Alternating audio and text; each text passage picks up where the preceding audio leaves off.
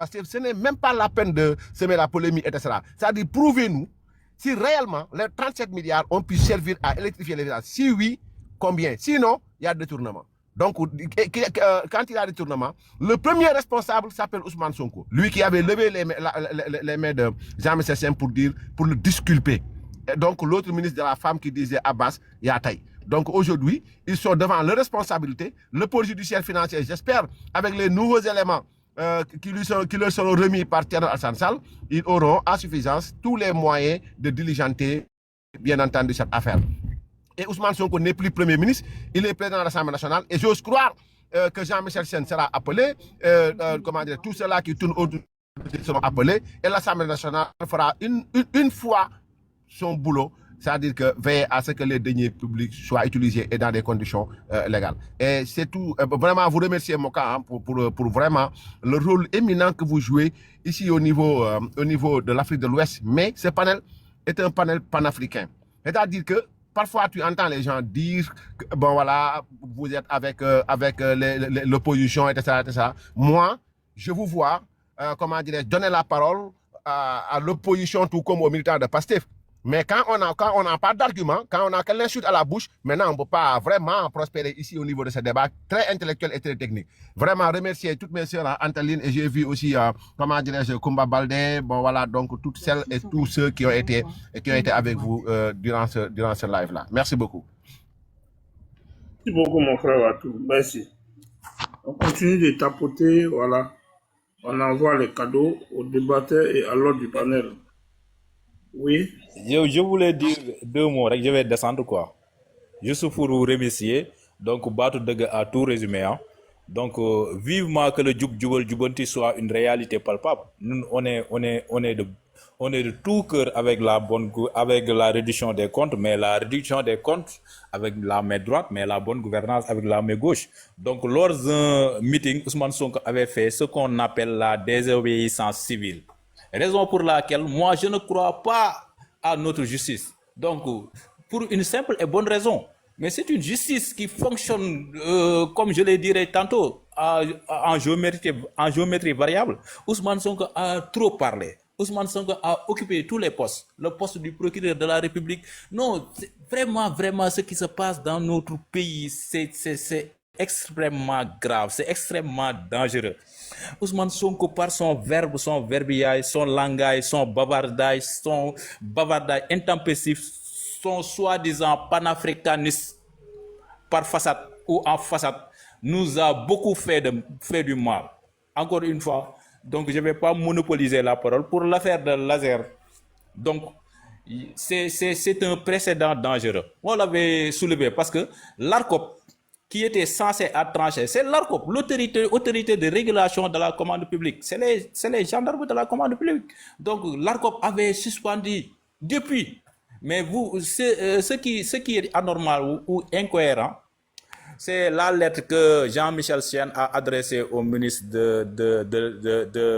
comment dire, Cheikh Diba, ministre des Finances. Mais à l'antenne, il a dit, il veut suspendre. Donc, pourquoi il n'avait pas pris en considération quand l'ARCOP avait suspendu ce projet? Donc, pour ne pas dire que on n'a pas une justice donc, à la hauteur de nos attentes, mais on va le remettre en cause jusqu'à preuve du contraire. Donc, on prie que justice soit faite. Mais encore une fois, donc, le pôle judiciaire financier, c'est une juridiction à part une juridiction politique, à part mise en accusation. Donc, c'est pour cela que Thierno Alassane Sall est parti en Espagne pour porter plainte. On l'a donné des preuves. Donc, maintenant, il a sorti ses preuves tangibles. C'est à eux de démontrer est-ce que ce qu'il avance, c'est vrai ou faux. Donc, pour ne pas monopoliser la parole, je vais donner ma place et céder la parole. Merci beaucoup. C'était un honneur de venir ici pour débattre aussi. Merci. Merci. Ok, merci bien. D'accord. Ami,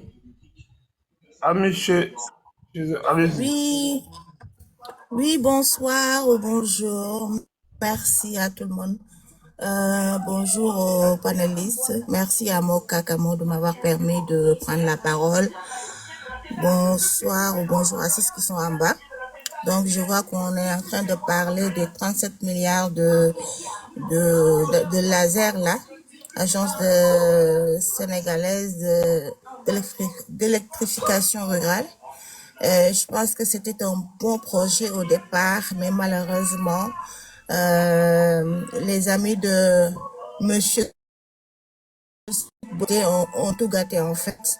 Et cela montre à quel point ils n'aiment pas le Sénégal. Parce que depuis qu'ils ont accédé au pouvoir, je vois que le débat tourne autour tout le temps des milliards qu'on les a donnés et qu'on n'arrive pas à savoir où est-ce qu'ils ont investi ces milliards-là. Et c'est dommage parce qu'ils avaient prôné le Jubal Jubanti, ils avaient prôné la transparence et jusqu'à présent, ce qu'on voit, c'est le contraire. Et c'est très grave pour, comment dirais-je, un premier ministre qui avait créé un scandale par rapport au gouvernement précédent, à ces ministres qu'il avait dit qu'on va aller tous les mettre en prison parce qu'ils ont pris l'argent du contribuable et que ces ministres-là, on les a appelés un à un à quête. Ils ont pratiquement tous retrouvé la prison. Après des années, on les a relaxés pour leur dire que vous n'avez absolument rien fait, ou bien que vous avez une liberté provisoire. Ce qui veut dire quoi? Ce qui veut dire que c'est des gens qui sont pas sérieux du tout et qui n'aiment pas le Sénégal. Moi, pas plus tard qu'hier, dans un panel, je me battais avec des pacifiens en leur disant que nous, on ne vous accuse pas comme vous le faites. Hein? Vous vous accusez sans avoir de preuves en disant que des gens ont volé sans avoir de preuves. Nous, on ne vous accuse pas en vous disant que, en premier temps, on vous demande juste de nous dire ces 37 milliards-là, où est-ce qu'ils sont exactement? On sait très bien, et nous tous, nous savons que ces 37 milliards-là ont été décaissés. Ça fait maintenant 2 ans ou plus de 2 ans. Et je pense que Jean-Michel Sen avait l'occasion d'éclairer ça. Depuis fort longtemps, c'est parce que tout simplement, ils ne veulent pas que ça soit clair. Parce que nous, tout ce que nous pensons derrière, ce qu'il y a derrière notre tête là, nous le savons, nous ne voulons pas le dire parce qu'on veut être juste, on veut être comment dirais-je, on ne veut pas prendre les devants. On va attendre que la justice se prononce pour qu'on puisse dire le fond de notre pensée. Mais on sait tous que ce qu'ils ont fait, quand même, c'est des présumés arnaqueurs. Il faut dire le mot, c'est des présumés arnaqueurs. Et on est très gentil pour les appeler ainsi. Parce que partout où ils passent, hein, c'est comme ça que ça se ils traînent des casseroles. Il y a les 8 milliards également de Bakel qui font 2 ans maintenant et jusqu'à présent, ils n'ont pas eu la décence de dire aux Sénégalais où se trouvent ces 8 milliards-là et ça se passe aux Sénégalais, au Sénégal autant pour moi. Donc, ils nous parlent d'avoir distribué ces 8 milliards-là et ceux qui sont censés être les bénéficiaires disent qu'ils n'ont absolument rien reçu. Donc, c'est des gens qui sont habitués aux faits. Parce que même les 2 milliards attribués, 2 milliards et quelques attribués à Touba, c'est la même chose également. Donc, il ne faut pas qu'on s'attende que ces gens-là nous éclairent la lanterne par rapport à ces 37 milliards-là. Et je félicite vraiment Thierno Alassane Sall pour avoir quand même fait tout pour essayer quand même de donner les informations dont tout le monde attendait quand même à la population sénégalaise. Et c'est ça qu'on attend d'un comment dirais-je, d'un politicien ou bien d'un député à l'Assemblée. Moi, je dis toujours que ces 35 députés-là qui sont au niveau de l'Assemblée vaut mieux que ces 130 députés de PASTEF.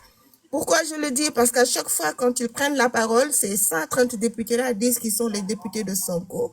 Donc, ils défendent qu'une seule personne avec ces 35 députés. Un peuple tout en... Donc, vous voyez un peu la situation que nous sommes en train de vivre au Sénégal. Quelqu'un qui disait tout à l'heure que pourquoi est-ce qu'ils savaient bien que tout ce qu'ils sont en train de faire là, c'est des comment on peut l'appeler? Bon, c'est des passez-moi le terme, c'est des choses qui ne sont pas normales du tout. Et ils veulent pas que les gens creusent un peu. Ils veulent pas que les gens essaient de savoir ce qu'il en est. C'est la raison pour laquelle ils s'énervent, ils insultent tout le monde. C'est à cause de ça. Mais ils savent très bien que le Sénégalais tel qu'il est ne va pas lâcher prise. On va continuer à se poser des questions, à demander à ce qu'on nous éclaire la lanterne par rapport à ces 37 milliards-là et aux autres milliards également. Parce qu'il n'y a pas que ces 37 milliards-là, je le disais tout à l'heure, il y a d'autres milliards à éclairer et il y a nos ressources également qu'ils ont dilapidées également. Et jusqu'à présent, on n'arrive pas à avoir une vision très claire de ce qu'ils ont fait de nos ressources naturelles-là. Donc, vous voyez les problèmes que nous sommes en train de rencontrer au Sénégal. Ils ont le toupet de venir dans les panels et d'essayer de berner les gens en disant qu'il n'y a pas de scandale, il n'y a rien du tout, et que l'autre là, Jean-Michel Sen, comme le disait son mentor là, il n'a rien fait du tout. C'est pas le cas. Il savait très bien que l'argent, les 37 milliards là, depuis le début, il savait là où il est parti, mais il ne voulait pas que les gens creusent. Et au début, il voulait décourager Thierno Alassane Sall pour qu'il ne dise rien, pour qu'il se décourage et lâche le dossier. Mais bravo à lui, il a continué à enquêter, il a continué à rechercher des informations. Et c'est ça un vrai député. En tout cas, moi, je le félicite au fond du cœur et je sais que au fil du temps, on aura, comment dirais-je, la vérité va éclater, on saura exactement où sont passés ces 37 milliards-là et ils l'ont utilisé pour quelle cause, en fait. Moi, je sais que c'est pas pour électrifier, comment dirais-je, comment dirais-je, nos villages. C'est pas pour ça. C'est la raison pour laquelle on n'a pas vu l'argent. Et ils sont là pour juste faire les poches. Et de toute façon, Dieu va tout éclairer. On saura exactement notre argent, les fonds que nous avons. Parce que les Sénégalais les ont fait confiance. Ils pensaient que s'ils leur donnent, par exemple, le pouvoir, ils allaient peut-être permettre au Sénégal quand même d'émerger comme Macky Sall l'avait voulu en son temps. Mais c'est pas le cas, c'est tout à fait le contraire. Et malheureusement, on est en train de vivre ce qu'on est en train de vivre. Et c'est dommage parce qu'on avait pensé que aujourd'hui, à cette heure-ci, on allait peut-être être en train de parler d'autre chose que de savoir où se trouvent les milliards. On est en train de demander des prêts partout, n'est-ce pas?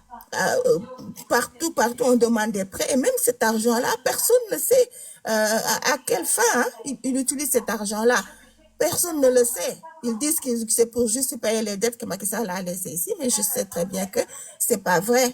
Et Dieu, en tout cas, nous donnera la possibilité, je le souhaite, Dieu nous donnera la possibilité de savoir exactement où se trouve tout cet argent-là dont nous réclamons. Inch'Allah, la vérité va jaillir.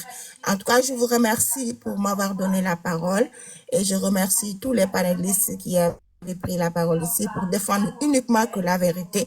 Et je sais que vous êtes très objectif par rapport à votre panel et aux gens que vous donnez la parole. Je vous remercie pour ça. Je vous suis tout le temps et merci pour ça. Merci beaucoup. Merci beaucoup, madame. Merci beaucoup.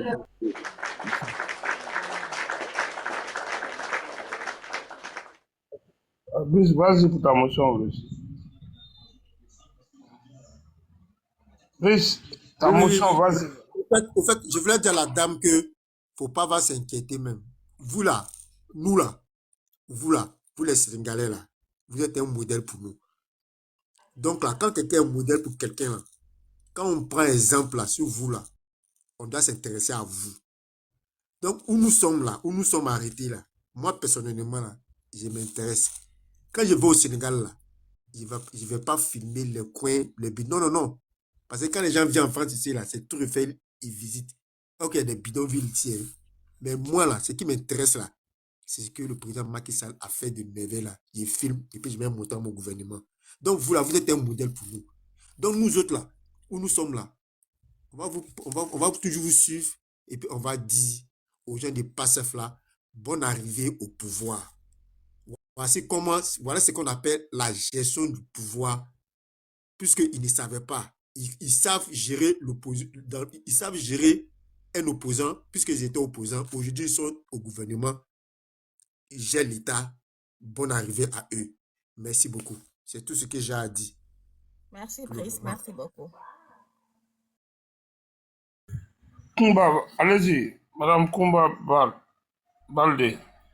Oui, bonjour Moka, bonjour à tout le monde. J'espère que vous allez bien. Merci beaucoup. Et merci de m'avoir invité. Un bisou à ma sœur Antaline qui m'a partagé le live et à tous qui sont là. Mon frère qui est descendu, Badiakhete, Batoudague.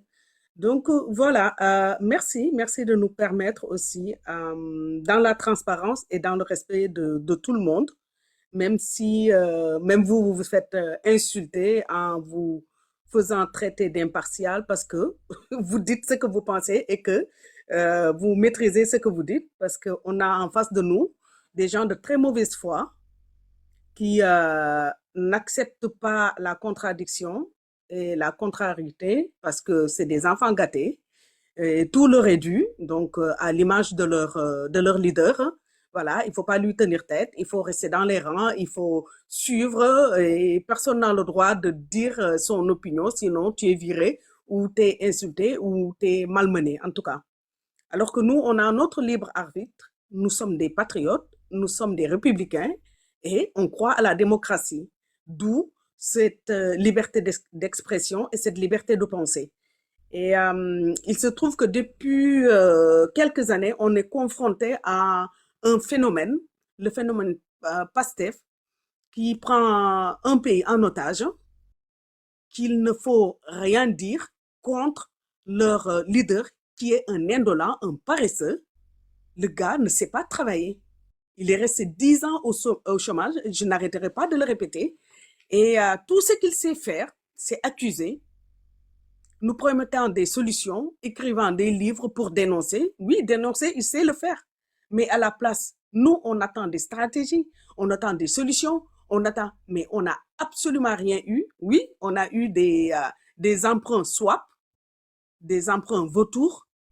On ne sait pas ces emprunts. Qu'est-ce qui a été les garanties? Ils ont tellement diabolisé les emprunts que pour eux, au Sénégal, si tu faisais un prêt, que tu étais un pestiféré, que tu étais... Alors que les pays les plus industrialisés du monde, je vais citer le Japon, sont les pays les plus endettés. Hier, dans un panel, il y a un de leurs gars qui a dit que les États-Unis n'avaient pas de pétrole et qu'il était... Donc, ils sont incultes. Ils ne prennent même pas la peine d'aller s'instruire, la peine d'aller s'informer pour venir discuter avec les gens. Ils ont des éléments de langage qu'on leur fournit et ils viennent dans les panels nous prendre la tête. Et en fait, quand ils sont vraiment face à eux, leur seul recours et tout ce qu'ils savent faire, c'est d'insulter les gens. Et là, c'est ce qui nous a amené aujourd'hui face à ce genre de problèmes, de détournement, de soi-disant, de présumé détournement de fonds. Parce que leur leader, dans un meeting public, a soulevé le bras du garçon en lui disant que tu n'as absolument rien volé. Alors qu'il n'y a rien qui a été défini. Et aujourd'hui, ils sont dans l'impasse, ils sont devant une affaire d'État, parce qu'il y a deux États, il y a l'État espagnol et il y a l'État du Sénégal. Et on est confronté à ce genre. Donc, on a des crises diplomatiques, on a une crise financière, on a une crise même identitaire, parce qu'on se retrouve même plus, on ne sait même plus qui nous sommes, parce que toutes nos valeurs ont été bafouées, notre vivre ensemble a été bafoué, le respect de nos institutions a été bafoué. En fait, le Sénégal est en train de se chercher parce qu'on ne sait même plus qui nous sommes. On ne sait pas d'où est le Sénégal en Afrique, parce que le Sénégal a tellement de problèmes avec les autres, avec ses voisins, avec le monde. Il a insulté presque tous les partenaires. Il les a traités de tous les noms d'oiseaux pour après aller les supplier en douce. Donc, en fait, le mec, il n'a aucune dignité. Tout ce qu'il sait faire, c'est médire, dire du mal, et après, aller ravaler son vomi et faire comme si de rien n'était pour venir se pavaner, se traîner et dire des contre-vérités. Et nous, on est obligés de subir ça, on est obligés de vivre ça, et on nous demande de nous taire. Mais pourquoi nous allons nous taire? Alors que ce Sénégal est le nôtre. Le Sénégal là que nous aimons, le Sénégal que nos aïeux ont bâti, le Sénégal qui faisait la fierté de l'Afrique par sa culture, par sa diplomatie, par ces personnes, par notre vivre ensemble. Mais toutes ces belles choses que nous avions déjà acquises, qui étaient les nôtres, sont en voie de disparition si elles n'ont pas disparu. Parce qu'il y a un phénomène qui est venu, un monsieur qui a su s'engouffrer sur cette brèche qui lui a été ouverte par le Covid, parce qu'on a une société qui vit par le secteur informel. Et on a été enfermés pendant des mois et les Sénégalais n'ont pas cette habitude. Nous sommes malgré tout un peuple très indépendant. Les gens sont indépendants et notre façon de vivre ne correspondait pas à cet enfermement. Et donc, les gens se sont rebellés. Et l'autre, comme un hypocrite, et comme il est resté très longtemps à ne rien faire, donc il a bien appris comment fonctionnait la société, comment fonctionnait notre population, et donc du coup, il a su les manipuler. Il a su manipuler une partie de la population. Mais ça ne prend plus, la mayonnaise ne prend plus. Parce que regardez ce qui a changé en 5 ans, en 2021, le discours est resté le même. Tout ce qui a changé, c'est que le monsieur, il a pris du poids, il a changé des voitures, il a changé des habits, il a changé sa façon d'être, il a changé son comportement, mais le discours est resté le même. Donc, qu'est-ce qu'il a apporté au Sénégal? Absolument rien du tout. Bien au contraire, notre note a été dégradée, nos notes ont été dégradées 4 fois pour un montant de la dette qui est colossal. En 2 ans, ils ont emprunté plus de 16 milliards de francs, 16 milliards de dollars, je pense, ou de francs CFA. Excusez-moi, je ne veux pas avancer des chiffres. Je ne sais pas. 16 000 milliards. 16 000 milliards. Exactement. Et ils nous prônent quoi? Qu'est-ce qu'ils nous ont appris? Qu'est-ce qu'ils veulent nous vendre en fait? S'endetter, laisser le pays en lambeaux en 2 ans.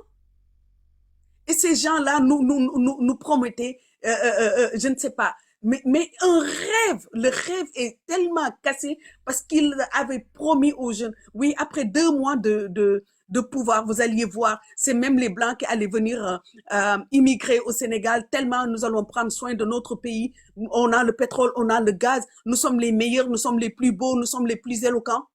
Même 2 phrases correctes, ils ne peuvent pas l'aligner. Ils n'ont pas de portefeuille, ils n'ont absolument rien. Tout ce qu'ils ont, c'est une grande bouche et une panse. Avaler, ravaler, manger, déglutir. Ça, ils savent le faire, mais absolument rien d'autre. Les Sénégalais souffrent et quand le Sénégal souffre, par ricochet, l'Afrique va souffrir parce que quand même, on faisait partie des ténors de l'Afrique. On ne souffre pas juste économiquement, mais on souffre culturellement et on souffre socialement. Et donc, au lieu d'aller aider ou de soutenir leur fils qui prétend à être le secrétaire général des Nations Unies, lui qui parle maintenant, qui prend l'homme qui est au centre des affaires, lui qui parle du réchauffement climatique, lui qui parle des enjeux politiques, géopolitiques, des géostratégiques. Et eux, ils sont en train de nous parler de quoi? Ils sont en train de nous parler de quoi? De 2029. De vouloir un autre combat. Alors que les enjeux économiques et les enjeux géopolitiques sont mais vraiment parce qu'on a une guerre qui nous pend au nez. On a une économie mondiale qui est au plus bas. Et ces gens-là nous parlent de 2029. Que je vais être candidat, je ne vais pas être candidat. Donc, c'est quoi la priorité pour eux? D'où se trouvent les Sénégalais dans tous leurs calculs, leur agenda? Il est où le Sénégal dans leur agenda? Il est où le peuple sénégalais dans leur agenda? Il est où notre vivre ensemble dans leur perspective? C'est quoi leur perspective? C'est quoi leur souhait pour ce peuple? Comment ils nous voient demain? Comment ils voient les Sénégalais? Nous qui étions très bien partis, on était sortis durant des pays les moins avancés. Et là, on est retourné à 40 ans en arrière. notre dette a été dégradée. Regardez, ce sont des choses qui sont factuelles. Ce ne sont pas des choses que nous inventons. Ce sont des choses qui sont là et c'est eux qui nous ont mis dans ces merdiers. Et on n'est pas prêt à s'en sortir parce qu'ils n'ont aucune solution. Ils n'ont pas d'alternative. Tout ce qu'ils ont comme solution, c'est de la méchanceté, c'est des mensonges, c'est de la manipulation. Je ne saurais même pas vous dire à quel point ces gens sont abjects et comment ils ont rendu notre pays, mais vraiment parce qu'ils l'avaient promis, hein, que je rendrais ce pays ingouvernable. Et là, pour le moment, notre pays a été ingouvernable parce qu'on a eu 2 personnes au sommet de l'État et 2 personnes qui nous ont foutus je ne veux pas dire de gros mots, mais dans la merde, excusez-moi. C'est là où nous en sommes. Et aujourd'hui, on nous sort une histoire de 37 milliards. Pendant ce temps, le gars avait dit que ce garçon n'avait absolument rien fait. Donc, la promotion de la médiocrité, la promotion du vol, la promotion de la nonchalance et du non-travail.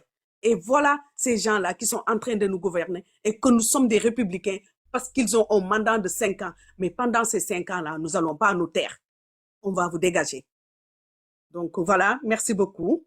Et puis, je laisse la parole aux autres. Merci beaucoup, madame. Bara Touré, non. Salut. Non, j'arrive, Bara. Normalement, c'est à ton tour. Comme il y a un pastéfien qui est monté, il a fait monter un pastéfien, il va se défendre aussi. Parce qu'il faut qu'ils viennent défendre les pasteurs. Ils sont dominés depuis. Voilà, on va l'écouter d'abord avant de venir vers toi. Monsieur, allez-y. Perception. Bonsoir, je vous salue. Voilà, soyez courtois, hein, parce que j'ai remarqué que vous aimez beaucoup insulter. Soyez courtois, faites comme les autres. Allez-y. Non, faut pas porter un jugement quand même. Ah, mais je vous connais. Ils ont dit que je suis là. Moi, Je connais les autres. Vous, généralement, vous aimez insulter. Vas-y. Moi, personnellement, vous ne me connaissez pas. Donc, d'abord, je vais répondre à ces 2 dames-là. Parce que quand on parle, on doit d'abord enlever toute haine de notre cœur. Parce que en vous entendant parler, on saura tout de suite que non, perception, déjà... c'est pas les dames le sujet. Le sujet, c'est les 37 milliards. Ils sont où? C'est pas les dames. Non. Non, les dames n'ont pas... Non. Écoute-moi. C'est pas les dames. D'accord. Non, je ne suis pas d'accord avec toi. Sérieux, si tu ne veux pas rentrer dans le débat, tu descends. Sois sérieux, ce n'est pas les dames le problème. Le sujet, c'est les 37 milliards sont où? C'est tout. Les dames. C'est les dames qui nous ont mis au monde. Laisse les dames tranquilles. Vas-y sur les 37 milliards, donne-nous. C'est tout. Aïe. D'accord, je vais d'abord commencer par dire, en parlant de surfacturation et de corruption, l'ancien régime, les partisans de l'ancien régime n'ont rien à dire. Parce qu'en 2014, Macky Sall avait débloqué 800 milliards pour l'inondation à Dakar. Et aujourd'hui, on a vu que Dakar, aujourd'hui, jusqu'à présent, ce fléau continue toujours. Dans cette même période, au Bénin, l'État avait débloqué 277, je ne sais pas combien de milliards. Aujourd'hui, au Bénin, il n'y a plus d'inondation. Macky Sall avait trouvé en 2012 une dette publique sénégalaise estimée à moins de 5 000 milliards de francs CFA. Aujourd'hui, à son départ, on était à 18 000 milliards de francs CFA. On est en train d'accuser le jeune là de 27 ans, je ne sais pas, de 37 milliards. Et j'en suis sûr, ils ne maîtrisent même pas ce dossier. Ils sont juste, il y a un opposant qui est dans son rôle, c'est-à-dire c'est son devoir, un opposant en train de soulever un débat de 37 milliards détournés, je ne sais pas, l'argent qui devrait éclairer des villages. Lui-même, l'opposant qui parle, a occupé un poste de ministère de l'énergie, je ne sais pas, c'était au temps de Macky Sall. Il avait occupé différentes fonctions au temps de Macky Sall. Il a été directeur, il a été ministre de l'énergie, ministre des carburants, je ne sais pas. Il n'a pas réglé ce problème. Il attend que le nouveau régime vienne nous dire, maintenant, vous avez détourné une telle somme, et vous allez nous donner des explications. Et pourtant, le jeune là de 27 ans qui est le DG, il lui a affronté à maintes reprises, il a dit, si tu veux, moi et toi, on peut faire face à face, on parle devant les Sénégalais. Il n'a pas accepté, il préfère prendre le micro devant des gens, lui seul en train de parler, il refuse de faire un débat entre les jeunes. Pourquoi? Actuellement, nous, au Sénégal, il y a la démocratie. Il y avait une majorité de Sénégalais qui ont été convaincus par le discours d'Ousmane Sonko. Et vous n'allez pas me dire que ces Sénégalais-là, jusqu'à présent, sont convaincus que ces Sénégalais n'aiment pas leur pays. Ou bien ce sont des gens terroristes qui ne comprennent rien du tout. Actuellement, jusqu'à présent, PASTEF est majoritaire au Sénégal. On aime très bien le pays et on sait très bien pourquoi on est toujours avec Ousmane Sonko. Je peux accepter une chose. On est dans une démocratie. Chacun peut... Vous m'entendez ou bien? On t'entend 5 sur 5. On te perçoit bien, perception. Oui, j'ai dit on est dans une démocratie. Chacun a le choix de faire partie d'un parti politique. Si aujourd'hui Ousmane Sonko est devenu assez fort, c'est parce que Macky Sall lui a donné l'occasion. Parce qu'il était un jeune qui a créé son parti en 2014. C'est pas seulement par la manipulation, parce que tous les politiciens manipulent. Tous les politiciens font le populisme. Il n'y a pas un seul politicien qui peut dire « moi, je dis la vérité aux Sénégalais ». Ou bien je dis la vérité pour convaincre les gens. Ousmane Sonko, lui, au moins, il nous dit les choses telles qu'elles sont et on le suit sur ça.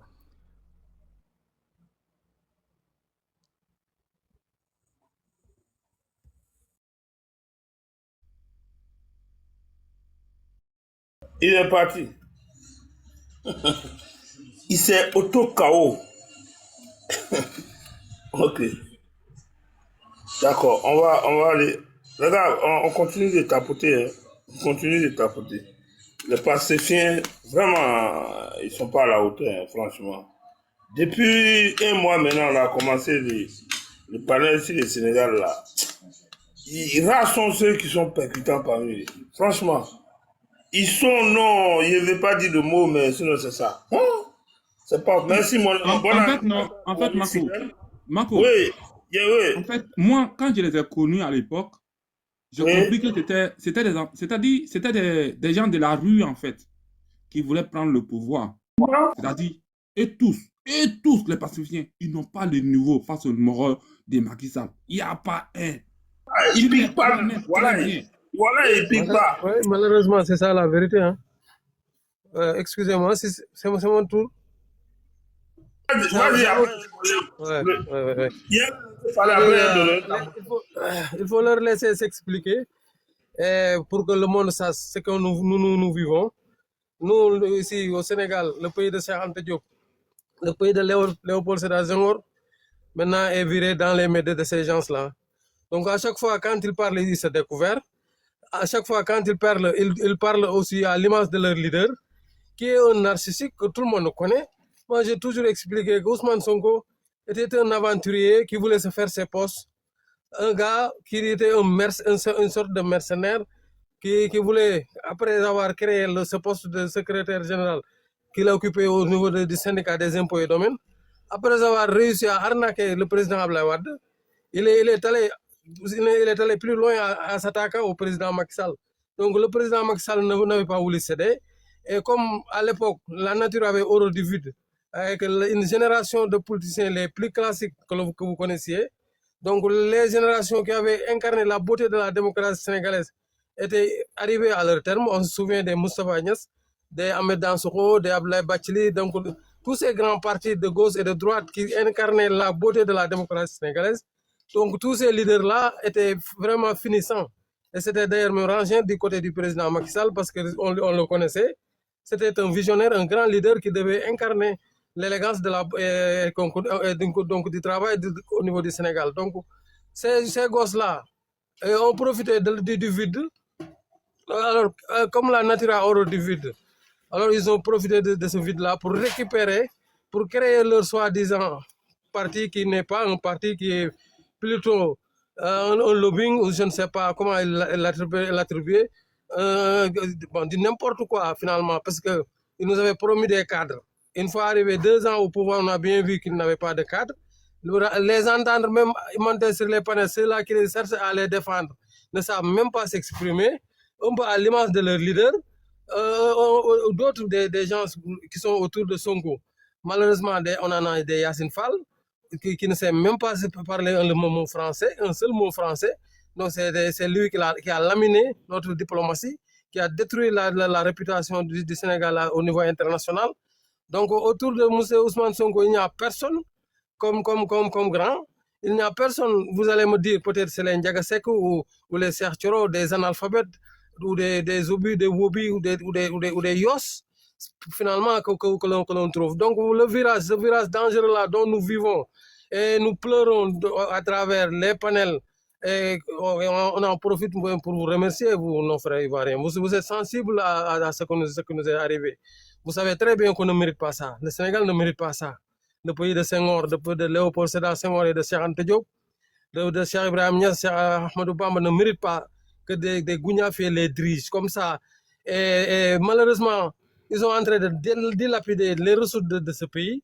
C'est les 37 milliards aujourd'hui qui sont maintenant à l'ordre du jour. Mais il y en a d'autres, il y en a d'autres, ils ont dilapidé. Ousmane Sonko a eu ce problème avec Bassirou Diomaye Faye parce qu'il voulait vendre notre zircon à un Indien. C'est ça, c'est un journaliste d'investigation, le grand Madiambal Diagne qui l'a révélé. Donc ils voulaient dilapider. Vous n'avez jamais entendu communiquer sur le pétrole et le gaz que produit le Sénégal. Et depuis 2024, le Sénégal est entré dans le cercle très restreint des pays producteurs de pétrole. Alors, et que nous, ici, Sénégalais, nous ne savons absolument rien de la gestion de notre pétrole. Eux, ils sont venus pour se lamenter, pour dire que Macky Sall a fait des dettes, etc. Donc, eux, ils n'ont qu'une chanson, leur chanson n'a que 3 notes. Macky Sall a fait cette dette. Macky Sall a mis le pays au 4e sous-sol. Macky Sall. Donc, ils se sont faits sur la peau du président Macky Sall. Et ils veulent aussi continuer à nous leurrer sur cette rhétorique d'accusation qui ne signifie absolument rien. Ils sont démasqués maintenant. Tout le monde sait que c'est des incompétents qui voulaient se faire leur poste. Ousmane Sonko nous a cassé ces 1,7 milliard qu'il imposait tous les 3 mois. Alors qu'on le connaissait, moi j'étais sûr, on l'avait toujours dit dans les panels, etc. Et il est sorti pour menacer, comme à l'époque le procureur, c'était son procureur. Donc il était sorti dans son terrain meeting pour menacer le Sénégal, que personne ne doit pas parler de ce qu'il fait, de ses agissements. Alors que nous savions qu'il imposait 1,7 milliard, plus d'1,7 milliard de francs CFA par 3 mois. Donc, il avait son caisse noire dont il disait que c'était haram. C'était inconsommable pour un musulman. Donc, il est là, lui et sa bande. Et du coup, ce que nous regrettons de plus, c'est qu'après nous avoir montré qu'ils ne savent pas gérer, après nous avoir montré qu'ils ne savent absolument rien faire pour la République du Sénégal, pour redorer le blason de la République du Sénégal, maintenant ils se refusent dans les institutions pour chercher à encore manipuler davantage cette jeunesse si vulnérable, cette jeunesse si analphabète et inconscient, pour que 10 jours au lendemain, en 2029, qu'on lui confie les dessins de cette nation-là. Voilà le danger que nous courons. On a énuméré les 37 milliards, mais les 8 milliards de Bakel, les 2 milliards de Touba, etc., etc. Donc il y en a des centaines de milliards qu'ils ont dilapidés, qui nous ont montré dans leur incompétence qu'ils ne savaient pas gérer. Et dans tout cela, le malheur est que, en cherchant à duper cette jeunesse-là, ils leur avaient montré qu'ils étaient les plus justes, les plus loyaux pour la gestion des deniers publics. Mais au contraire, une fois arrivés au pouvoir, ils ont montré d'autres facettes. Ousmane Sonko, en disant